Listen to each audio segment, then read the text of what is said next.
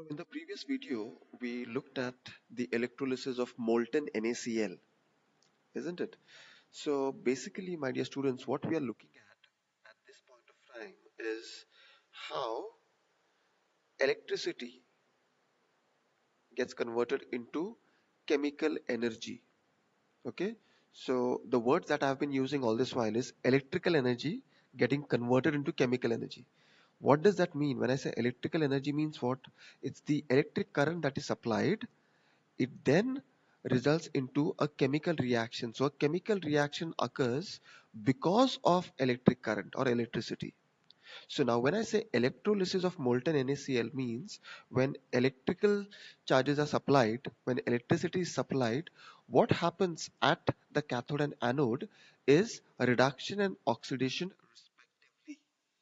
Remember, why am I supplying electricity? So that the reaction takes place, isn't it? So it's a non-spontaneous process. Non-spontaneous because the chemical reaction is not happening on its own. It's happening because that electric current is applied. Okay, so this was the last thing that we saw in the previous video. Let's move ahead.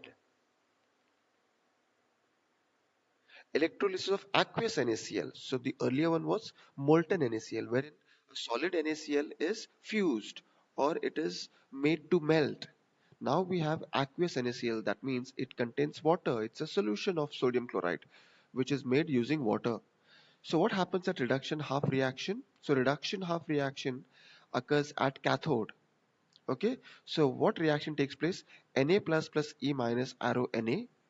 Since there is water is involved, now see in molten NaCl, there is no water involved here. Why? Because it is just a fusion of the solid substance. But here, since water is used, that's why we also need to involve water in our reactions. So how do I put it across? In a reaction, so 2H2O plus 2E minus gives H2 plus 2OH minus. So that's what happens at reduction half reaction. Gain of electrons. Okay, now at oxidation, what happens is 2Cl minus arrow Cl2 plus 2E minus, that is loss of electrons. Okay, so this is my overall reaction. So when I have to obtain my net cell reaction, I just need to add all the left hand sides and right hand sides. So in my net cell reaction, even in that previous one, I got rid of 2 electrons. How? By multiplying this equation by 2, because it becomes 2 Na plus 2E minus 2Na. So when 2E minus and 2E minus are on both sides, I get rid of it.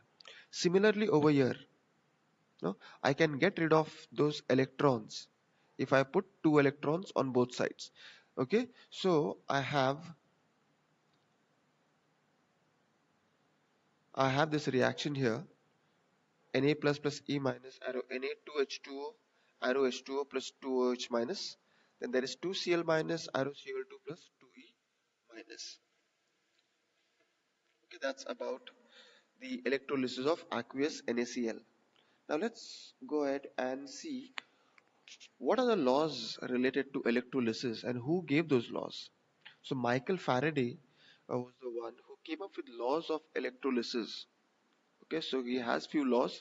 So the first law of electrolysis says the amount of substance that undergoes oxidation or reduction at each electrode during electrolysis is directly proportional to the amount of electricity that is passed through the cell.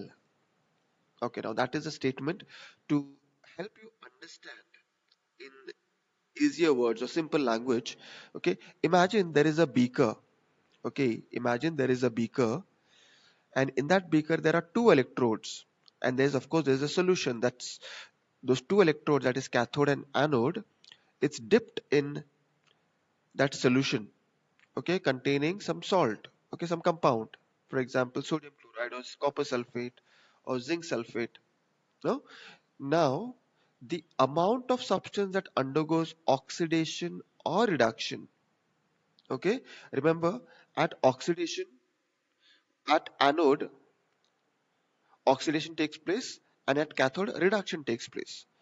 Okay, so the amount of substance that undergoes oxidation reduction at each electrode, I'll just help you understand using one picture.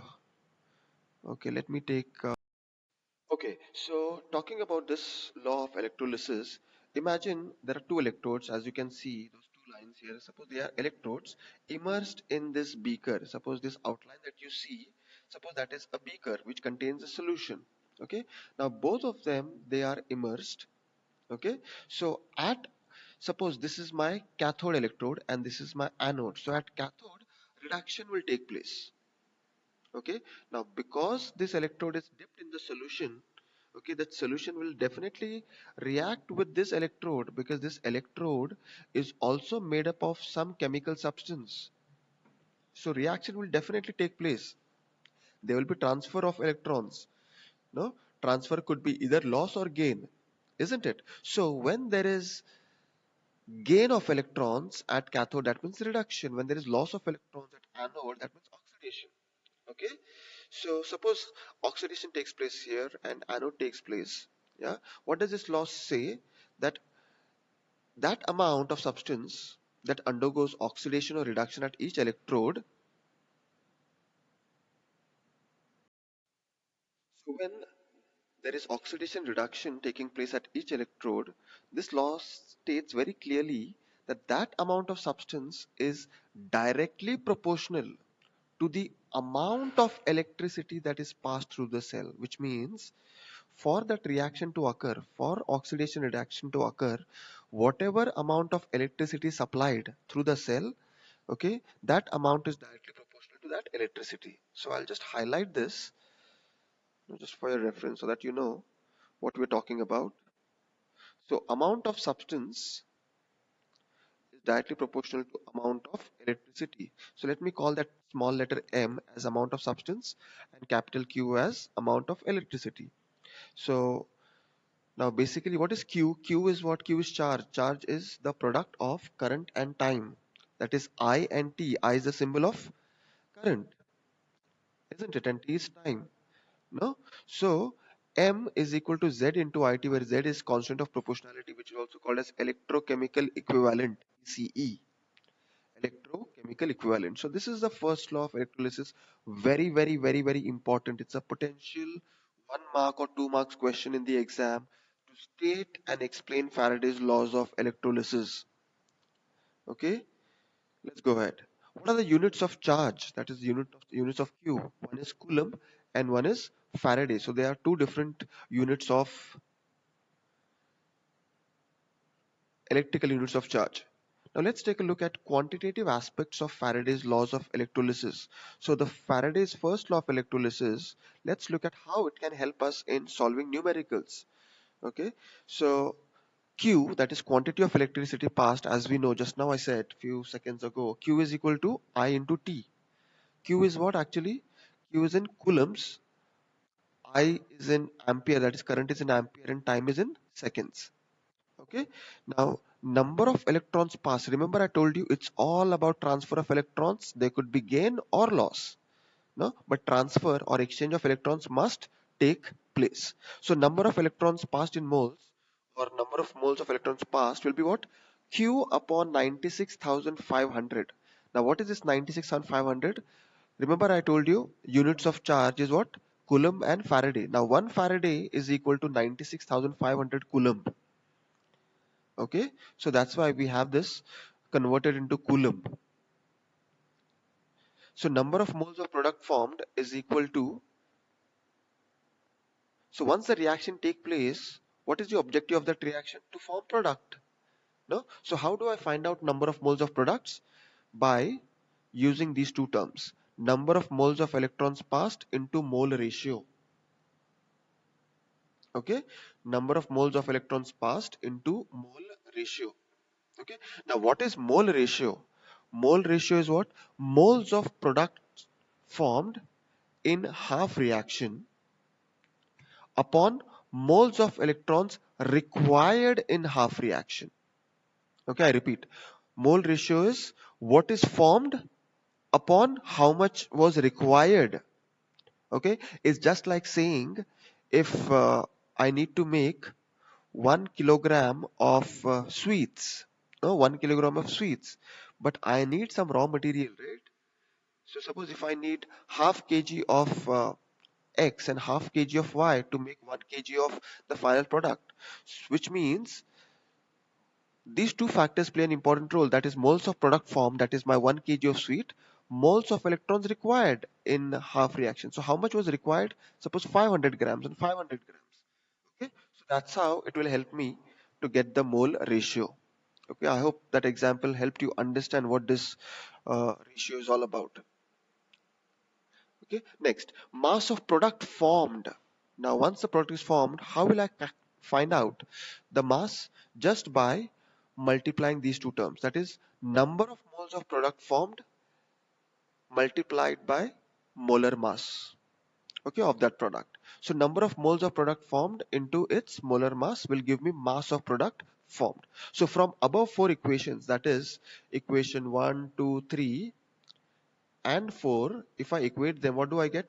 Moles of the substance produced. Moles of the substance produced will be what? I, Q is what? I into T. So I'll just put here I into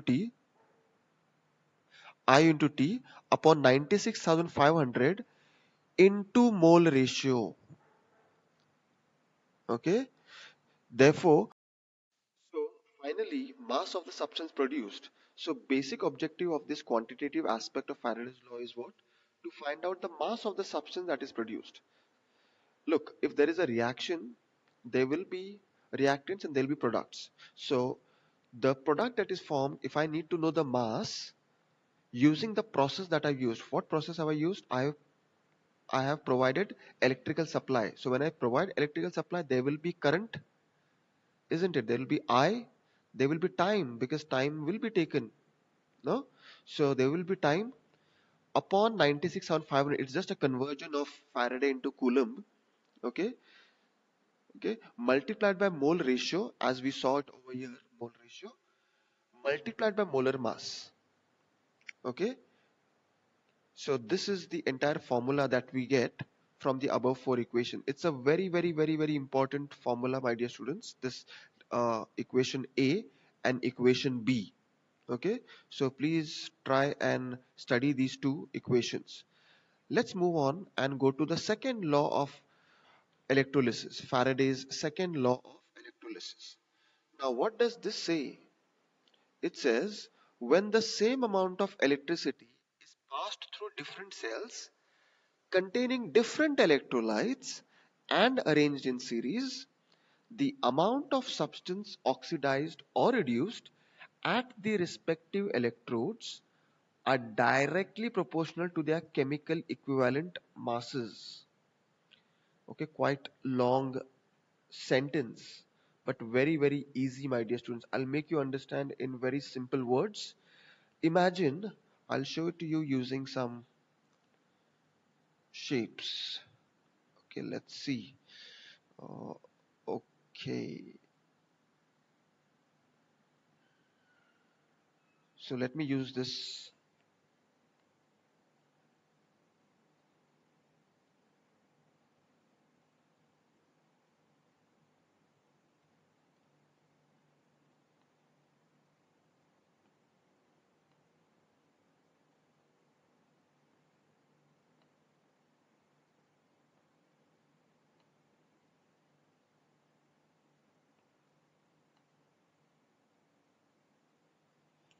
Okay, so you can see here six vertical lines that are parallel to each other. Yeah, so imagine there are three cells. Okay, now this cell, this is suppose your cell A with these two electrodes, where my cursor is moving with these two electrodes, okay, immersed in that solution. So that is my one cell. My second cell is over here, okay, with my two electrodes. So there is, so in one solution I have one electrode, in another solution I have another electrode. So that way I've got three cells, three different cells containing three different electrolytes. So in one I've got maybe zinc sulfate, then there is copper sulfate, and then there is sodium chloride. So there are different electrolytes, okay, but they are arranged in series. No, in the first law of electrolysis, my dear students, here we were talking about a single cell. Now in that cell, what did we say? The amount of substance that undergoes oxidation reduction at each electrode, that is cathode and anode, is directly proportional to the amount of electricity. Here we didn't even talk about multiple cells. Okay, but now Faraday's second law, it addresses a concept related to different cells. Now, when different cells are arranged in series, then what happens is the amount, okay, if I'm supplying the same amount of electricity to those three different cells, the second law states it is directly proportional to their chemical equivalent mass. Okay, so that's what the law states. Now that's why there is a formula here. So moles of A produced upon moles of B produced is equal to mole ratio of A half reaction, mole ratio of B half reaction. Okay, so because of this statement, we can write down an equation like this. Okay, for A cell and B cell. Okay, let's move. So that was about electrolytic cells. What does electrolytic cell do? It converts electrical energy to chemical energy. Now let's take a look at galvanic cells, which is our second type of electrochemical cell. Okay, so now let's take a look at galvanic or voltaic cells. Now what does this do? This converts chemical energy into electrical energy. What did we do in electrolytic cells? It converts electrical energy into chemical energy. But now that we have come to galvanic or voltaic cells, it converts chemical energy into electrical energy, which means it's a spontaneous process. So a chemical reaction is already occurring. Using that chemical reaction, can I produce electrical energy? Okay, that's what we will see in galvanic or voltaic cells. Now, what is that construction of a galvanic or voltaic cell? Each galvanic cell is made up of two half cells. Okay, two half cells. Two half cells are constructed by immersing two metal plates in the solutions of their ions placed in separate containers. Okay, let's understand this.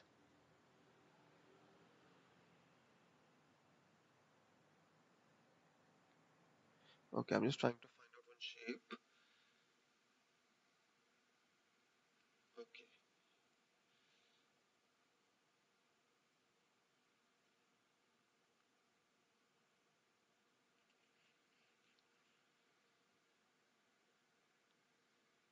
Okay, well, let me change. Okay, so suppose if I have two containers. Okay, in one there is zinc sulfate and one there is copper sulfate. Okay, just imagine I've just given different colors so that for you it becomes easy, no, to identify two different containers. Now in this, suppose this is copper sulfate and suppose this is zinc sulfate. So in this I will let me immerse.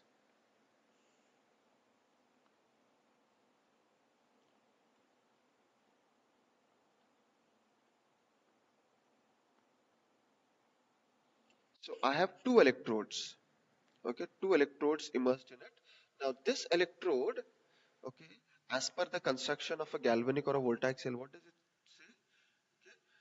By immersing two metal plates in the solutions of their ions, in the solution of their ions. Okay, now for example, if this is copper sulfate, this will be copper made electrode. If this is zinc sulfate, then this will be zinc substance. Okay, now how is it connected? Now you all can see that it's separated, but this cell is connected like this. Okay, and there is something called as salt bridge. Okay, which provides electrical contact. Now that I will show to you. Okay, so a salt bridge is an inverted U-shaped tube.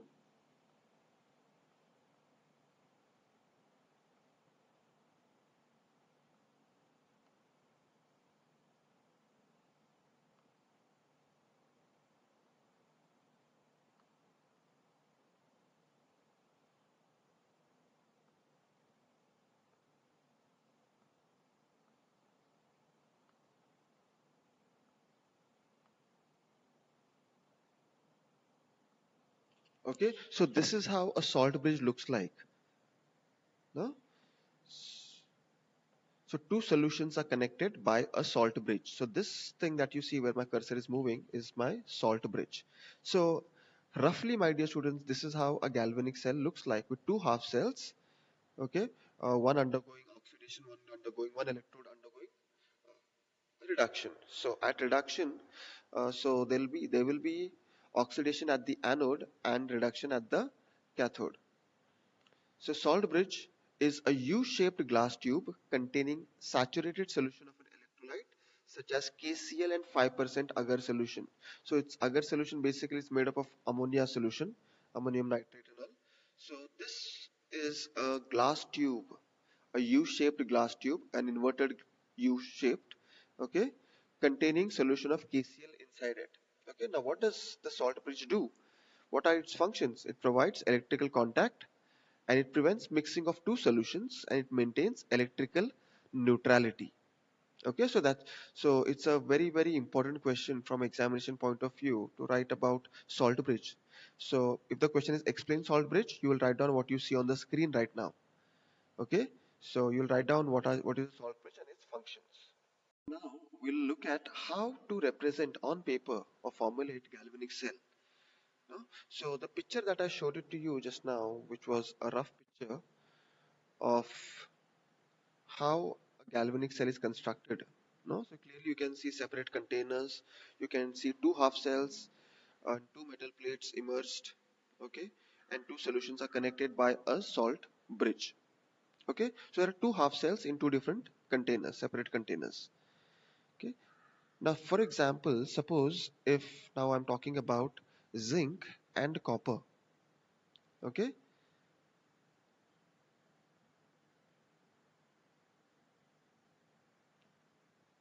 so suppose this is my zinc solution, that is zinc sulfate with zinc electrode, and this is copper sulfate with copper electrode. No? So this is how I will write down. This is how I'll represent the galvanic cell. So zinc solid with a vertical line, then zinc Zn2 plus. Zn2 plus means I'm talking about a solution of zinc. So in that case, there was zinc sulfate. No, and then these two double vertical lines shows the presence of salt bridge. Okay, and then I have Cu2 plus, which is again a solution that is copper sulfate with a vertex separated by a vertical line copper. So this part is part of one half cell and this part is part of another half cell. Okay, so both are separated by what? These two parallel vertical lines, which is actually the salt bridge. No? So I've given you two examples here. This with an ion, that is 2 plus, is always considered to be solution. Solutions are always placed closer to these two vertical lines. Solids are at the extreme left and right. Okay, so please keep that thing in mind.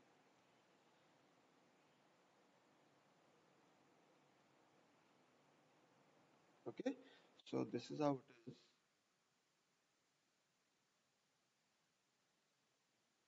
So Mg2 plus, it could be any salt of magnesium, magnesium chloride or magnesium sulfate, whichever is an electrolyte.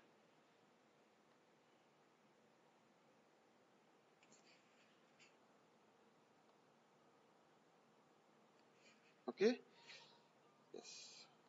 So this is how I can formulate cell. So suppose on paper, in the question paper, if something like this is given, so you should be able to quickly say there are two containers. In one container, there is Mg plate or electrode immersed in magnesium solution, that is Mg2 plus. It can be magnesium sulfate solution with 1 molar concentration. In another container, you'll find copper sulfate solution or copper ions, okay, copper, any solution containing copper immersed with copper solid, okay, or solid copper electrode. Okay, now writing of a cell reaction, how to write down a cell reaction using the representation. Now this is called as the representation. So using this, can I write down a cell reaction? Let's try that out. Now always keep this thing in mind, my dear students. whatever is on the left hand side of a cell representation, this is the left side, it is always an anode reaction. Now, anode reaction, you know, my dear students, that is loss of electrons. Loss of electrons means oxidation. At anode, always oxidation takes place. Correct? And the right hand side is at the cathode. So reduction. Okay. Now let's check that out. How to write down cell reaction. Now I have another cell formulation here. So anode reaction, as I said, which is on the left hand side. So Pb arrow Pb2 plus plus 2e minus. Why do I need to put this 2e minus on the right hand side? Because this is an oxidation reaction. So I need to show loss of electrons. Okay. Now in cathode reactions reduction, that means gain of electrons, that is this part. Ag plus, okay, separation by this one line, Ag. Okay. So Ag plus plus E minus, because it is gain of electrons, that's why we say Ag plus plus E minus arrow Ag. Now there is two electrons here, one electron here. For me to get rid of two electrons, I need to multiply this equation by 2 to make it 2 electrons. So this becomes 2Ag plus 2E minus arrow 2Ag. So when I add all the left hand sides and all the right hand sides, what do I get? Pb solid plus 2Ag plus arrow Pb2 plus plus 2Ag. This 2E minus and 2E minus on both sides. So I get my overall cell reaction as Pb plus 2Ag plus arrow Pb2 plus plus 2Ag. So that is my overall cell reaction for this cell formulation. Okay, so I hope you understood this. Let's try it out with a cell formulation like this. So here I can see Mg,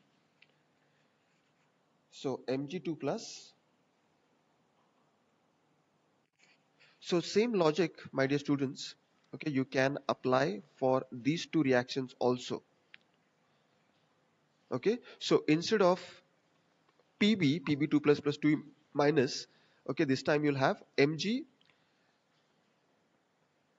So here you'll have Mg2 plus plus 2e minus.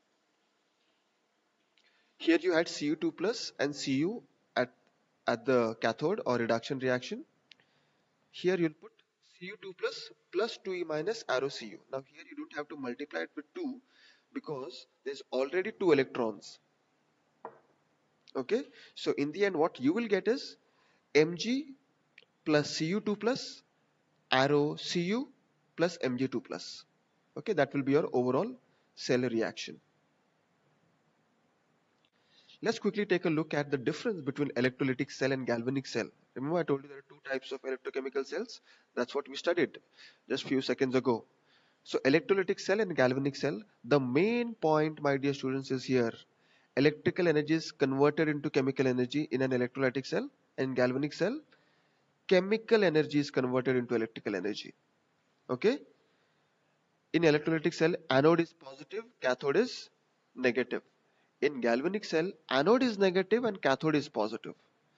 Oxidation occurs at positive electrodes, oxidation occurs at negative electrodes. Reduction occurs at negative electrodes, reduction occurs at positive electrodes. So what is one thing that is common is anode is always oxidation, cathode is always reduction. Okay, what is it used for? Electroplating and electrorefining.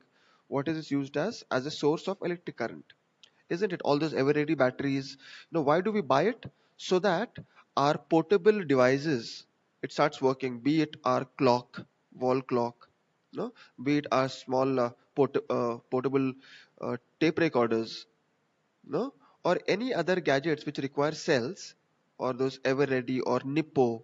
No, what does it do? It provides electric current so that our gadget functions. No, all this is examples of galvanic cell. Before we end this part, let's take a look at Daniell cell. Daniell cell is another cell. Now here I gave you three examples. No, there are different cells. No, so a cell which contains zinc and copper, okay, it's called as Daniell cell. So a Daniell cell will have zinc rod dipped in zinc sulfate solution, copper in copper sulfate solution. Okay, so what will be the cell reaction? Zn, since this side is oxidation and it happens at the anode, So it will be Zn solid arrow Zn2 plus 2e minus, and at the cathode, okay, which is on the right hand side, Cu2 plus 2e minus arrow Cu. So what will be the overall reaction when you add all the left hand sides and right hand sides? Zn plus Cu2 plus, okay, plus 2e minus arrow Zn2 plus Cu plus 2e minus. So 2e minus and 2e minus gets cancelled. In the end, you get this reaction. Okay, so if at all a question comes, explain Daniell cell, this is what you will explain with the construction of the diagram. The diagram you'll have to show like this. So here you'll show copper zinc sulfate, because zinc is at the anode, and then copper sulfate with copper rod dipped in it, okay, with a salt bridge, right? So with this we end part 1. We'll look in the second part, the latter half of the chapter.